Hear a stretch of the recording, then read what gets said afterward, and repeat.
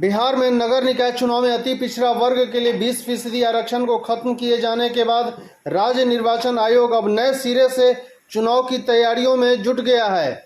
इस बीच में नीतीश सरकार निकाय चुनाव को लेकर पटना हाई कोर्ट के फैसले के खिलाफ सुप्रीम कोर्ट जाने की तैयारी में है। गुरुवार को आयोग की बैठक हुई, उसमें निर्णय लिया गया कि नए सिरे से नगर निकाय चुनाव की तैयारी की जाए। आयोग सूत्रों के मुताबिक इसमें कम से कम 3 से 4 महीने समय लग सकता है। हालांकि प्रयास है कि दिसंबर के अंत तक चुनाव प्रक्रिया पुनः निर्धारित कर ली जाए।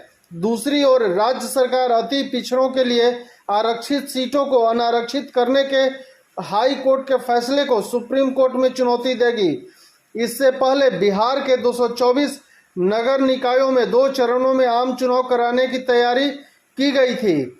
पहले चरण का मतदान 10 अक्टूबर को होना था, जबकि दूसरे चरण का मतदान 20 अक्टूबर को निर्धारित था। दोनों चरणों के लिए नामांकन की प्रक्रिया पूरी की जा चुकी थी। इस बीच 4 अक्टूबर को पटना हाई कोर्ट ने आरक्षण विवाद पर अपना फैसला सुनाया और स्पष्ट किया कि बिहार में निकाय चुनाव के लिए सीटों के आरक्षण का जो फैसला लिया गया वह पूरी तरह से गलत है।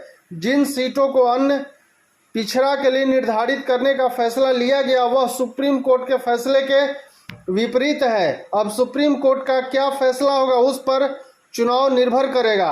प्रदेश में फिलहाल आदर्श आचार संहिता जारी है। गुरुवार को आयोग की उच्च स्तरीय बैठक में इसे हटाए जाने को लेकर कोई निर्णय नहीं हो पाया। आयोग के स्तर पर आगे इस पर विचार किया जाएगा। पटना हाई कोर्ट के फैसले के बाद प्रदेश में नगर निकाय चुनाव को लेकर अब 2 ही तरह के विकल्प बचे हैं। पहला, अन्य पिछड़ों के लिए घोषित सीटों को सामान्य घोषित करते हुए नगर निकाय चुनाव की प्रक्रिया पूरी की जाए।